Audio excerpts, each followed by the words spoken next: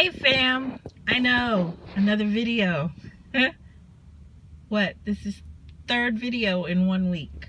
I know. I'm shocked too. Today's Tuesday, November 14th.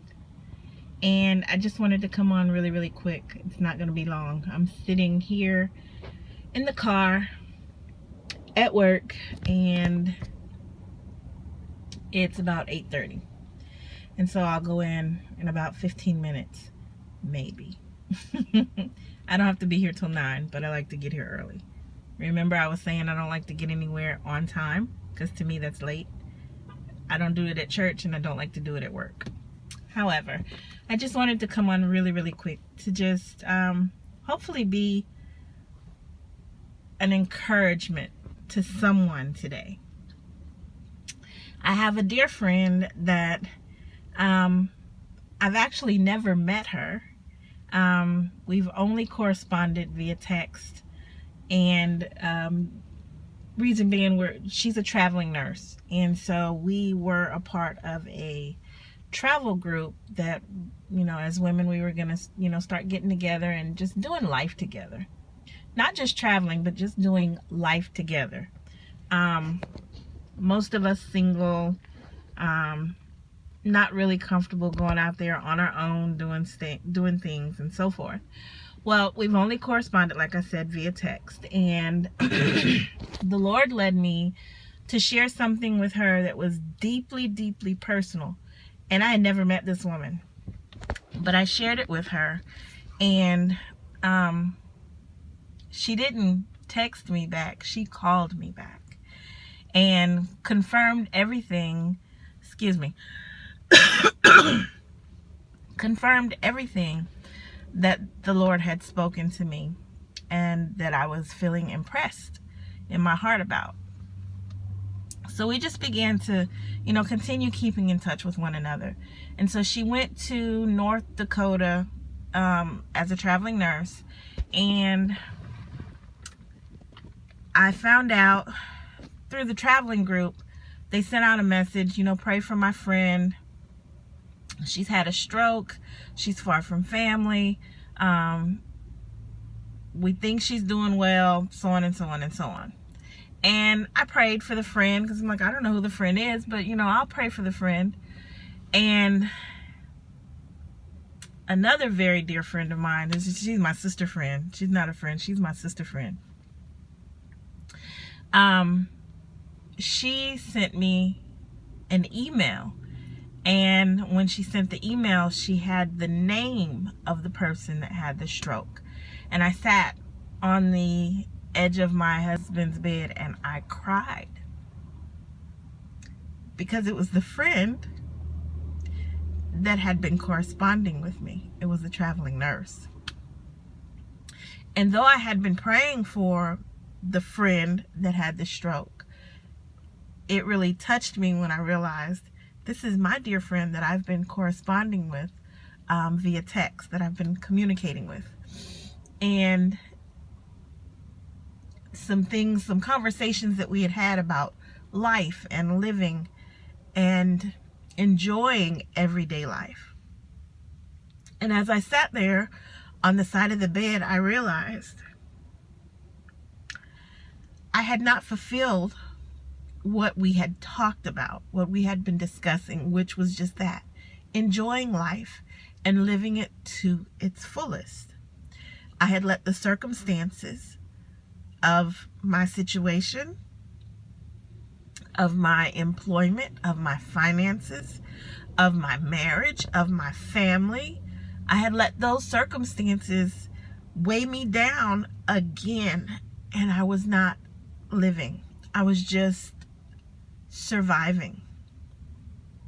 And so I'm not on to be emotional today. I really am not. I really wanted to just come on today and say, live your life to the fullest, because life is short.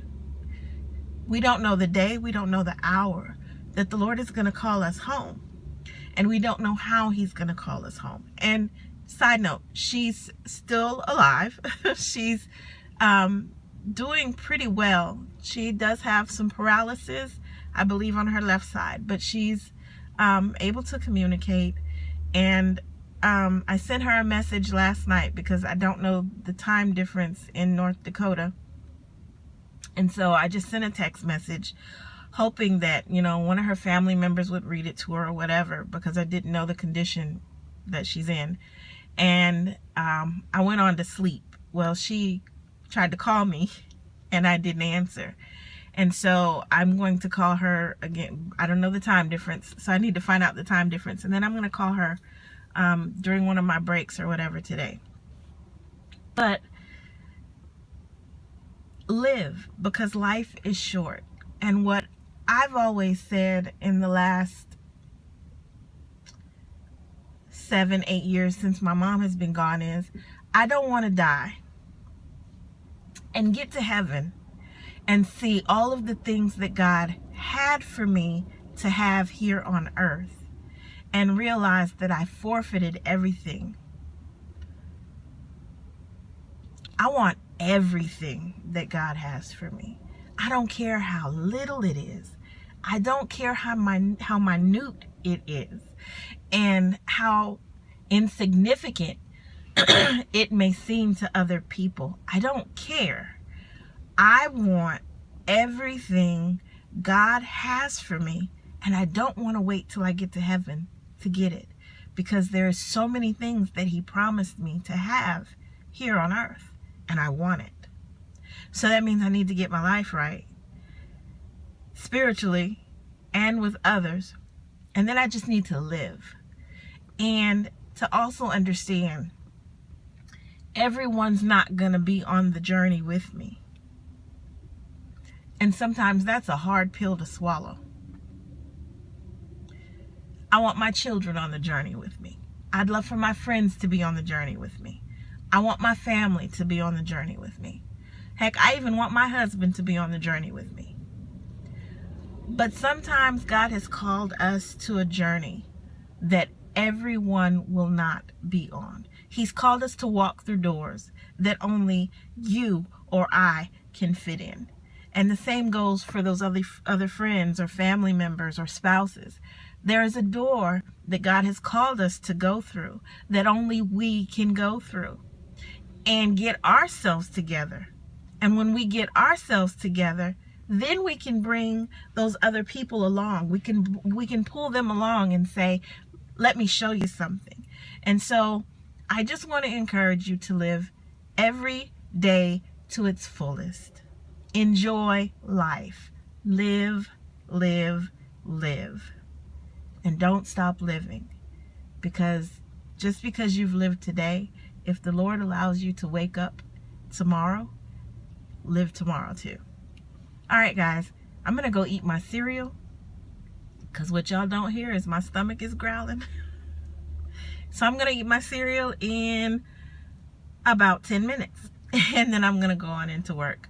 I will talk to you guys sooner rather than later, and I hope that you have a blessed day, and I do hope that this has encouraged you to just live. Bye.